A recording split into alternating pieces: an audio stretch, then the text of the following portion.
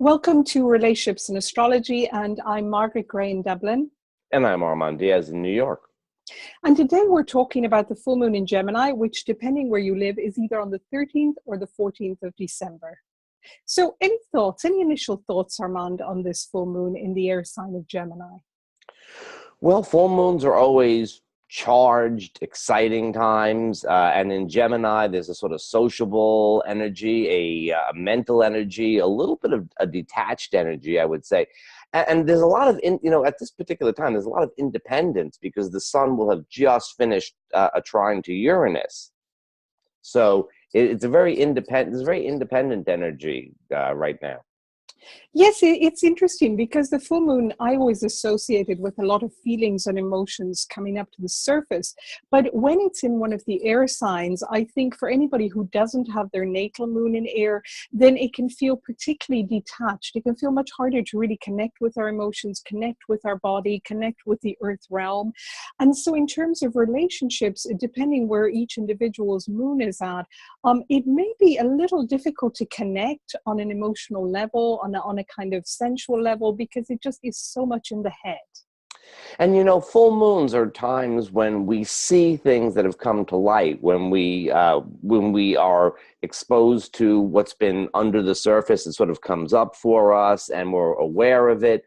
But in Gemini, it's going to be handled on a very mental level, perhaps more than emotionally. And I think that is, it's not a time when we make a lot of decisions. It's more the time when we see the results of past decisions.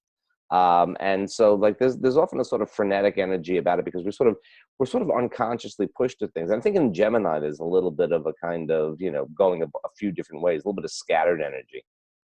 Yes, it's one of the dual signs, like Pisces. So really there's the light and the shadow side of Gemini. So some of that may come up in relationships, that people may feel like, which direction, what's going on here, what's happening.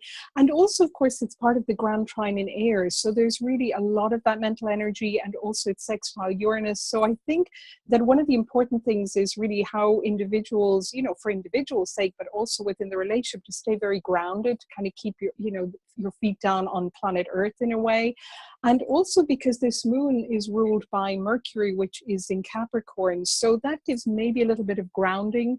And it's a very good time really maybe for communicating, but being very careful and cautious about how one communicates and what one communicates. And actually, Mercury is getting very close to his retrograde. He's already in the shadow of his retrograde. So yeah, he's ruling, but he's ruling it from a position of starting to slow down. And in Capricorn, we're talking about, yes, careful.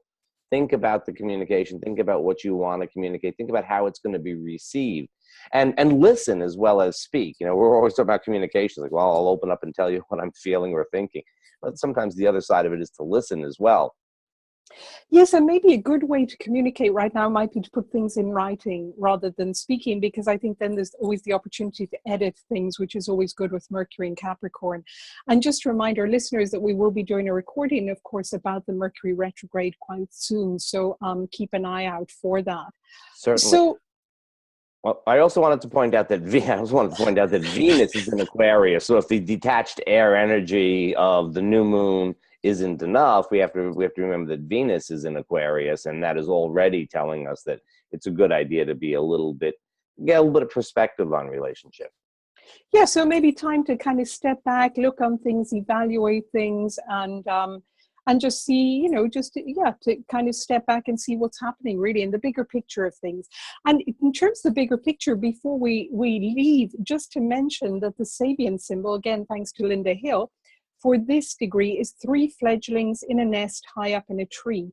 So I thought that's quite interesting because there's that detached perspective of looking down and maybe not being quite ready to fly yet. So maybe there's something about this full moon, that there's something within relationships that isn't ready quite to fly, but that it gives us an opportunity to kind of detach and look at the bigger perspective. Wow, that's quite a Sabian symbol. It's very appropriate. So we will see everybody very soon when we come back for the Mercury retrograde. Thank you. See you soon, Armand. Bye-bye. See you, Margaret.